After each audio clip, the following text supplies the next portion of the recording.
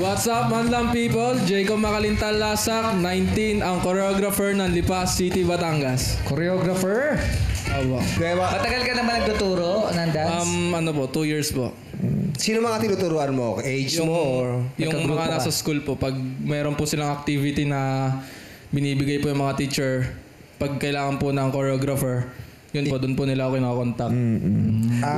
Lahat ba ng dancer may kakayahang mag-choreograph o hindi lahat? Hindi lahat. Hindi lahat. Yung iba talagang magaling lang pumick up. Yes. No. Pero yung pag-create nung sayaw, medyo hindi nila masyadong ano. Pero magaling silang pumick up, magaling silang makasunod dun sa choreographer.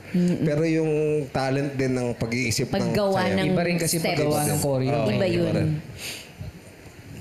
Unless kung gagayahin mo lang yung mga napapanood mo, madali na. May plano ka bang mag-choreograph?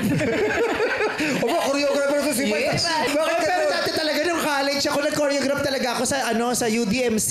Wow. Yung college dyan sa may Espanya. Anong Ano kanta? sayaw? Lick it nga. Ay, sa'yo. Liquid.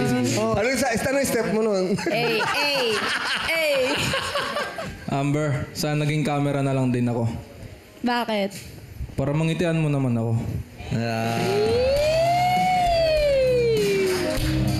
Sabi.